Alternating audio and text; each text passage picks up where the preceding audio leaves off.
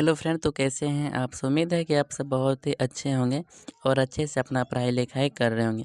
आज की इस वीडियो में हम देखेंगे क्लास 10th का भौतिकी विज्ञान का जो भी मोस्ट इम्पॉर्टेंट ऑब्जेक्टिव बन सकता है, जो पूछा गया और जो पूछने की संभावना है, उसको हम इस वीडियो में कवर करेंगे।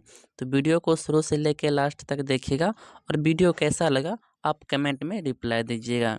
तो आप यहाँ पे देख सकते हैं भौतिकी विज्ञान के हम जो मोस्ट इम्पॉर्टेंट ऑब्जेक्टिव यहाँ पे पूछा गया है उसको हम कवर करने वाले हैं। ऐसे प्रश्न जो बोर्ड परीक्षा में बार बार पूछे जाते हैं। 2025 के लिए हम तैयारी कर रहे हैं, अब जंग जीतने की तैयारी करेंगे। ठीक है, तो बिना देर किए हुए हम अपने क्वेश्चन की तरफ चलते हैं। तो फर्स्ट नंबर का यहाँ पे आप क्वेश्चन देख सकते हैं। इसमें बोल रहा है प्रकाश तरंग का उदाहरण है। तो आपको सिर्फ इतना बताने कि प्रकाश तरंग का उदाहरण कौन है। ध्वनि तरंग और बोल रहा है विद्युत चुंबकीय तरंग, परावैंगनी तरंग या इनमें से कोई नहीं। तो इसमें आपका आंसर हो जाएगा बी, प्रकाश विद्युत चुंबकीय तरंग आपका आंसर हो जाएगा। तो चलते हैं हम अपने अगले क्वेश्चन की तरफ। क्वेश्चन इंपॉर्टेंट और इसको ध्यान में रखना है, 2017 में पूछा भी गया है। चलते हैं अगले क्वेश्चन की तरफ। अगला क्वेश्चन में बोल रहा है कि परावर्तन के नियम से निर्धारित होता है। आपको सिर्फ बताना कि प्रकाश के परावर्तन के नियम से क्या निर्धारित होता है। प्रकाश के परावर्तन के आप लोगों ने नियम पढ़ा है कि 2 नियम है, उसमें इसमें एक नियम दिया गया है।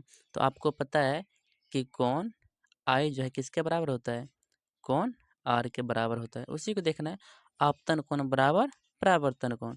तो ऑप्शन ए में है आपतन कोण बराबर परावर्तन कोण। ऑप्शन बी में दिया परावर्तन कोण और अपवर्तन कोण। अपवर्तन कोण तो पढ़ते हैं हम अपवर्तन में ना, लेकिन यहाँ बात किसका हो रहा है, परावर्तन का। तो ऑप्शन ए को हम इसमें टिक कर देंगे कि आपतन कोण जो है परावर्तन कोण के बराबर होता है। तो क्वेश्चन इंपॉर्टेंट 2017 में पूछा गया है, तो इसलिए इसको ध्यान में रखिएगा। अब हम चलते हैं नेक्स्ट क्वेश्चन की तरफ। वीडियो यदि आपको अच्छा लगता है तो वीडियो को लाइक भी कीजिएगा और दोस्तों में शेयर भी कीजिएगा। तो 3 नंबर का क्वेश्चन बोल रहा है दर्पण के सामने किसी भी दूरी पर स्थित वस्तु का प्रतिबिंब सीधा प्रतीत होता है, तो वह दर्पण कैसा है। किसी भी स्थिति में जब वस्तु को रखा जाए और उसका प्रतिबिंब हमेशा सीधा प्रतीत हो तो वो एक ही दर्पण हो सकता है। कौन सा दर्पण, समतल दर्पण। कौन सा दर्पण, समतल दर्पण। अब यहाँ पे देख सकते हैं बोल रहा है केवल समतल दर्पण बोल रहा है, केवल उत्तल दर्पण बोल रहा है, केवल अवतल दर्पण बोल रहा है, या तो ए और बी दोनों। मतलब कि केवल समतल दर्पण भी हो सकता है और उत्तल दर्पण नहीं, दोनों नहीं हो सकते, सिर्फ और सिर्फ समतल दर्पण हो सकता है। तो यहाँ पे ऑप्शन नंबर हमारा ए क्या हो जाएगा, राइट हो जाएगा।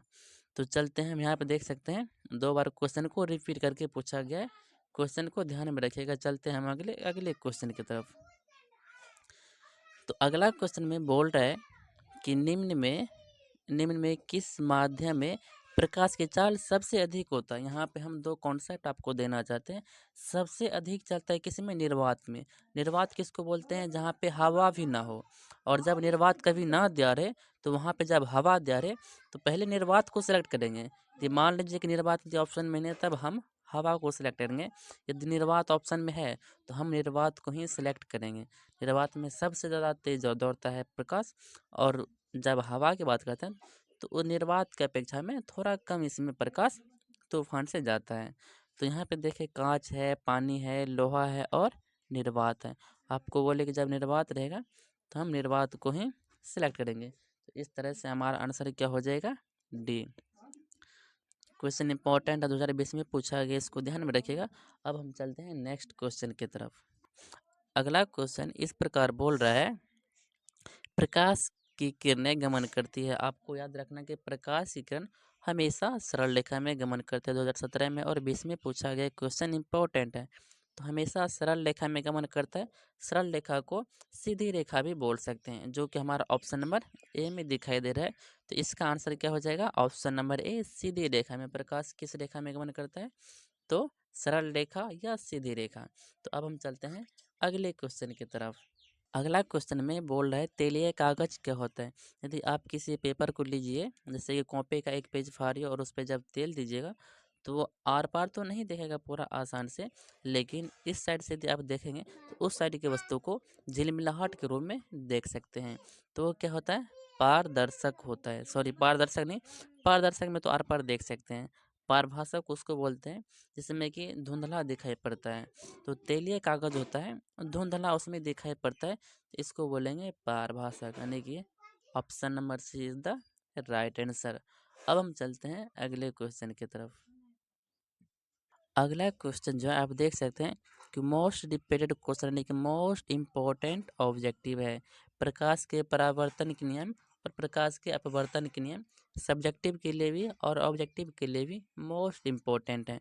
तो यहाँ पे बोल रहा है प्रकाश के परावर्तन के कितने नियम हैं। तो आपको याद रखना है, प्रकाश के परावर्तन का बात करें या प्रकाश के अपवर्तन का बात करें, दोनों में उसका कितना नियम होता है, 2 नियम। और दोनों नियम अपवर्तन और परावर्तन के कौन कौन से हैं आपको याद रखना है, कहे कि सब्जेक्टिव में पूछा जाता है। तो हम चलते हैं अगले क्वेश्चन की तरफ। तो अब हम 8 नंबर का क्वेश्चन को सॉल्व करने वाले हैं। इसमें बोल रहे हैं समतल दर्पण द्वारा प्रतिबिंब कैसा होता है। तो समतल दर्पण में जो प्रतिबिंब बनता है हमेशा आभासी बनता है। हमेशा कैसा बनता है, आभासी बोल रहा है, आभासी बनता है। ऑप्शन ए में बोल रहा है वास्तविक, बी में बोल रहा है काल्पनिक, सी में बोल रहा है ए और बी दोनों, यानी कि वास्तविक और काल्पनिक दोनों, या इनमें से कोई नहीं। तो हम आपको पहले ही बता चुके हैं समतल दर्पण की जब भी बात करें तो हमेशा प्रतिबिंब कैसा बनता है, काल्पनिक, या तो काल्पनिक भी बोल सकते हैं या आभासी बोल सकते हैं। यहाँ आभासी नहीं देके काल्पनिक दिया है, तो यहाँ पे हम बी ऑप्शन को सिलेक्ट कर लेंगे। और हमेशा वस्तु का सीधा प्रतिबिंब उल्टा नहीं बनाता है, उल्टा बनाता है उत्तल और अवतल दर्पण बना सकता है, लेकिन समतल दर्पण हमेशा सीधा बनाता है। हमेशा आभासी आभासी बोल सकते हैं या तो काल्पनिक बोल सकते हैं। क्वेश्चन इंपॉर्टेंट है, 3 बार पूछा गया है, तो इसको ध्यान में रखना तो बनता है।